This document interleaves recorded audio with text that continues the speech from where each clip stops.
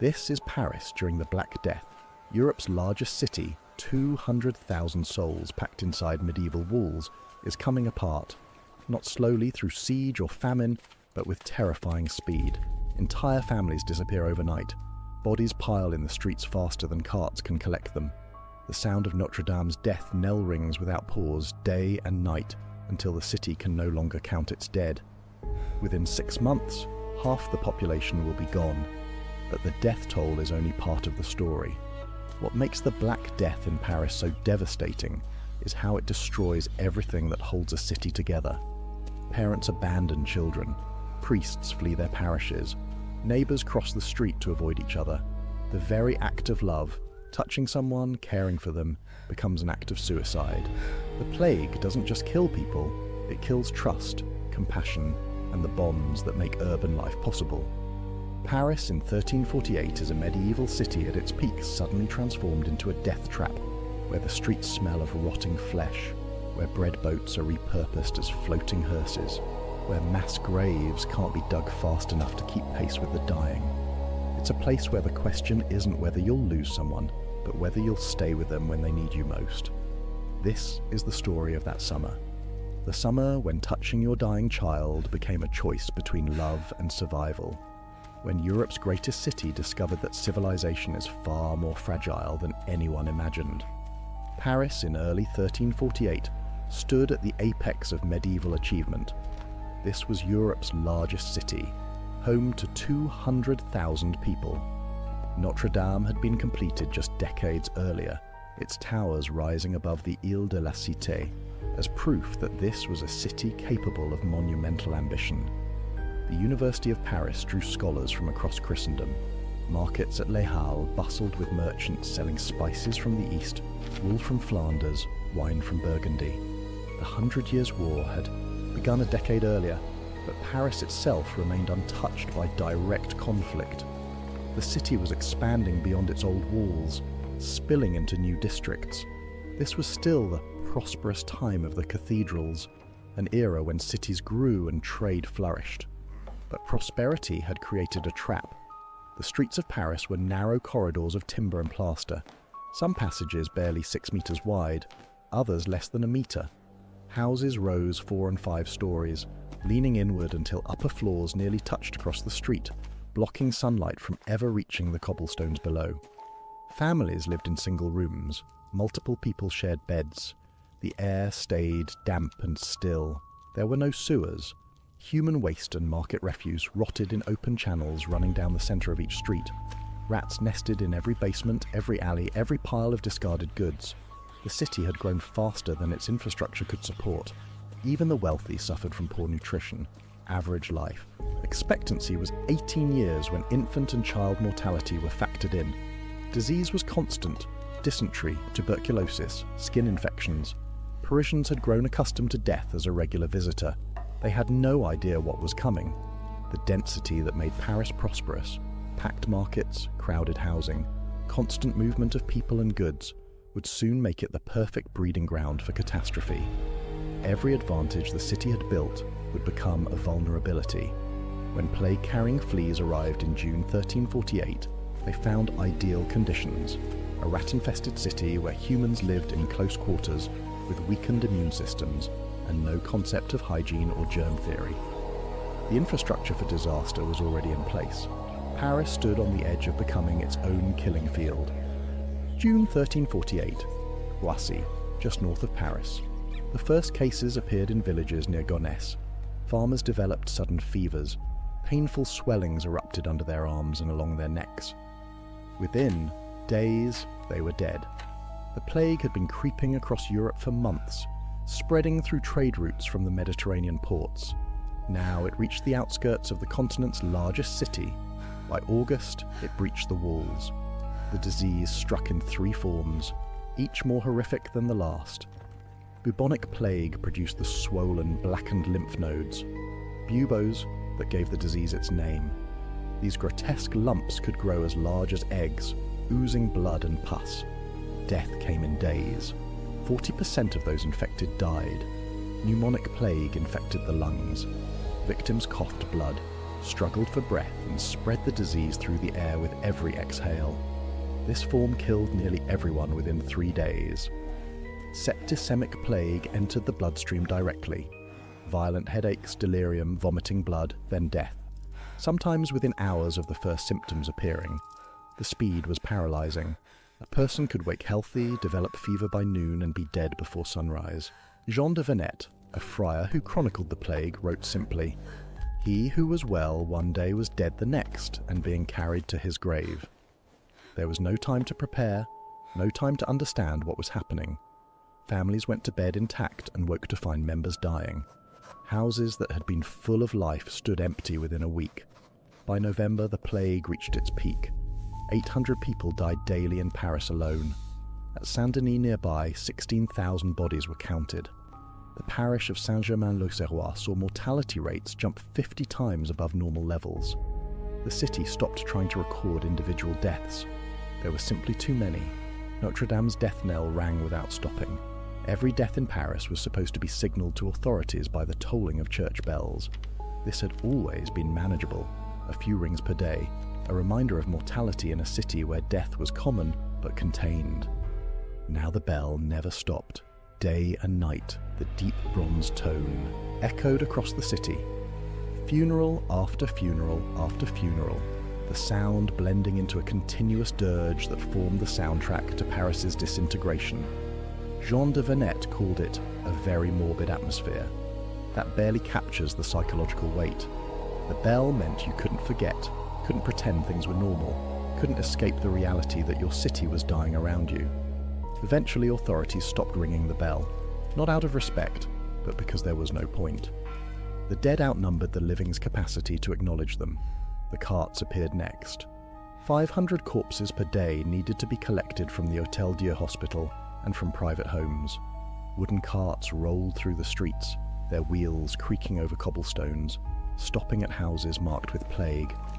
Bodies were thrown onto the pile, sometimes still warm, sometimes dead for days, bloated and beginning to rot. The boats that normally carried bread from Corbeil were requisitioned as floating hearses. They travelled down the Seine loaded with corpses instead of grain, bound for burial grounds outside the city walls. Parisians gave them a new name, corbillards. The word stuck. It remains the French word for hearse today. The city's soundscape had transformed completely. The usual noise of urban life, merchants shouting, construction, cartwheels on cobblestones, children playing, vanished. In its place, the creak of death carts, the constant bell, the occasional scream from a plague house. Silence had never felt so heavy. The Cimetière des Innocents near Les Halles became the physical manifestation of catastrophe. This ancient cemetery had served Paris for centuries. Now it couldn't keep pace. Mass graves were dug, enormous pits that swallowed 1,500 bodies each. When one pit filled, earth was heaped on top and a new trench opened beside it. The ground became saturated with decomposing flesh. The soil turned dark and oily. Even light rain would expose corpses beneath the thin layer of dirt, bones pushing up through mud like some obscene crop. The cemetery workers couldn't dig fast enough. Bodies waited in piles. The smell was overwhelming. Rotting meat mixed with the sweet, sickly odour of decay. People living near the cemetery abandoned their homes. No amount of perfume or burning aromatics could mask the stench. Many of Paris's splendid dwellings stood empty now, not because their owners had died, but because the air itself had become unbearable. Houses fell into ruin, doors hung open, valuables sat unguarded inside. No one dared enter. The plague had divided Paris into zones of death. The Hôtel Dieu hospital, already overcrowded before the plague arrived with patients sharing beds and a 20% mortality rate, became a charnel house. Mortality skyrocketed, bodies stacked in hallways. The nuns who staffed the hospital continued their work even as plague cut through their ranks. Their teams had to be renewed several times, replaced as they died. Streets became impassable. The narrow corridors that once channeled commerce now trapped disease. In passages barely 60 centimetres wide, avoiding the sick was impossible. The dying stumbled through alleys, coughing blood, leaving traces of infection on every surface they touched. Markets at Les Halles stood nearly empty. The boats had been taken for corpses. The merchants had fled or died. Those who remained were too frightened to trade. Paris had become a maze of death with no safe passage. The plague revealed an obvious truth that no one wanted to face. Contagion was real. Medieval Parisians didn't understand bacteria or vectors of disease, but they could see the pattern. If you visited the sick, you died. If you touched them, prepared their bodies, or breathed the air in their rooms, you only rarely evaded the risk of death. This created the cruelest calculation imaginable. Fathers abandoned children, wives fled husbands, one brother left another to die alone. Jean de Venette wrote, "Father abandoned child, wife husband, one brother another," for this illness seemed to strike through the breath and sight. The dying would sometimes see everyone run from them. They died alone, without help or consolation. Bodies lay in homes for days, neighbours too terrified to enter. The stench of their putrefying bodies carried the tidings to those outside. The professional class disintegrated. Priests, whose duty was to give last rites to the dying, fled their parishes. Those who remained often did so only for money. Almost no priest carried the sacraments, unless they were twisted by a craving for money. Lawyers refused to draft wills for the dying. Getting too close meant infection. Doctors abandoned their patients. In many towns across France, not 2 out of 20 remained alive among the professional classes who had contact with the sick. The breakdown was complete. Every social bond that held the city together, family, profession, duty, compassion, collapsed under the weight of survival instinct. A mother watching her child develop buboes faced an impossible choice: stay and provide comfort, knowing she would die within days, leaving her other children orphaned, or abandon this child to save herself and the others. The sources tell us most chose survival. Children died calling for parents who never came. This was the true horror of the Black Death in Paris. Not just the death toll, but the way terror destroyed humanity itself. The plague forced people to choose between love and survival survival usually won. There were exceptions. The nuns at Hôtel Dieu continued nursing the sick in all sweetness and humility, with no thought of honor. They knew they would die. Teams were replaced multiple times as plague killed them, yet they kept working, kept offering comfort to the abandoned and dying. Jean de Venette honored them.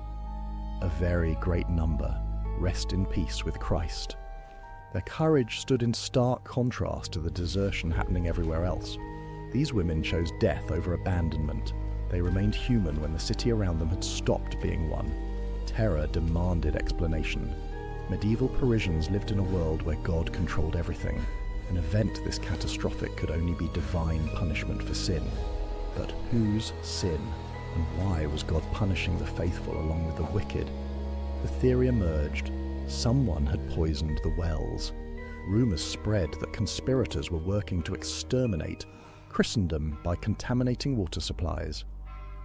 Initial suspicion fell on anyone different. Travellers, pilgrims, beggars, people carrying suspicious powders. Then the accusations focused on Jewish communities. Despite Pope Clement VI issuing declarations on July 5th and September 26th that the plague was God's punishment and Jews were innocent, they were dying at the same rates as Christians, the pogroms began. Between 1348 and 1349, thousands of Jews across France were burned at the stake. Their possessions were seized, entire communities were wiped out. In Toulon, at least 40 Jews were massacred.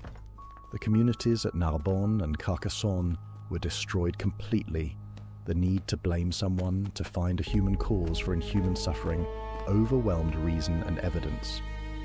Pope's declarations couldn't stop the violence. Fear and hatred were stronger than authority. Paris itself avoided the worst of the pogroms, but the suspicion poisoned the air as surely as the disease. Neighbours who had lived side by side for generations now eyed each other with suspicion. Trust, already fractured by the abandonment of the sick, shattered completely. The city turned on itself. August 1348, after Vespers. A massive star appeared above Paris toward the west. brighter than normal, closer than normal. As night fell, it broke into many different rays and then, suddenly, disappeared completely. The friars watching interpreted this as a divine sign. God was speaking through the heavens. The University of Paris, home to Europe's greatest minds, issued a report in October 1348 explaining the plague. They blamed celestial phenomena, specific planetary conjunctions that had released noxious vapors from the Earth. An earthquake in January 1348 had cracked the ground, allowing evil exhalations to rise. This corrupt air penetrated quickly to the heart and lungs. Their remedies were useless. They recommended dietary changes, bloodletting, burning aromatic herbs to combat the corrupted air, avoiding baths, because water opened the pores to infection. Nothing worked. The best minds in Europe had no answers. This helplessness created a psychological crisis as devastating as the physical disease. The institutions that were supposed to protect people, the church, the university, the medical profession, had failed completely. Prayers went unanswered. Science was powerless. Authority was exposed as hollow. Massive demonstrations of faith erupted. Processions wound through the streets from Notre Dame. People prayed to the Virgin Mary, to Saint Sebastian, to any saint who might intercede. They confessed sins, did penance, begged for divine forgiveness. The plague continued. The realization settled over Paris like a fog. They were helpless. No knowledge, no prayer, no action could stop what was happening. They could only wait and see who would live and who would die. That helplessness, more than anything, is what broke the city. By early 1349, the plague began to burn itself out. The bacterium had run out of easily accessible victims. The death toll in Paris, 50,000 to 80,000 people, perhaps 40% of the population dead in less than a year. The survivors emerged into a transformed world. Houses stood empty, falling into ruin. Markets barely functioned. The bread boats slowly returned to their original purpose, though there were fewer people to feed.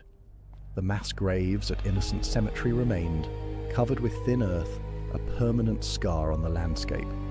Not enough living to bury the dead had been literal truth. Now the survivors had to rebuild with a fraction of the workforce, a fraction of the knowledge, a fraction of the leadership that had existed before. The immediate aftermath brought economic collapse. Too few workers to harvest crops, man workshops, operate markets. Prices spiked. Inflation devastated those who remained. But then something unexpected happened. The massive labour shortage gave workers power they'd never had before. Lords and merchants, desperate to have fields worked and shops operated, had to offer higher wages and better conditions. The rigid structures of medieval society cracked. Paris would take 2 centuries to regain its pre-plague population. France as a whole wouldn't recover for 4.5 centuries, not until the French Revolution. The psychological damage ran deeper. Jean de Venette noted that survivors married quickly and had many children. But the world was not changed for the better, but for the worse by this renewal of population. For men were more avaricious and grasping than before, more covetous and disturbed each other more frequently with suits, brawls, disputes. The plague had revealed something about human nature that couldn't be forgotten. When faced with catastrophe, most people chose self-preservation over compassion. The bonds that held society together were more fragile than anyone imagined. The mothers who abandoned children, the priests who fled their parishes, the neighbours who crossed the street to avoid each other, they survived. But they carried the memory of what they'd done. An entire generation lived with the knowledge that when tested, they had failed. Paris rebuilt. Streets were cleared. Houses were repaired. Markets reopened. The city functioned again. But it was not the same city. The optimism of the early 14th century, the faith that progress and prosperity were inevitable, had died with the plague victims. What replaced it was harder, more cynical, more aware of how quickly everything could fall apart. The Black Death taught Paris that civilization is a thin veneer over chaos, that love has limits, that when survival is at stake, most people will choose themselves over others. The nuns who stayed at Hotel Dieu, who were renewed several times as plague killed them, proved that humanity could persist even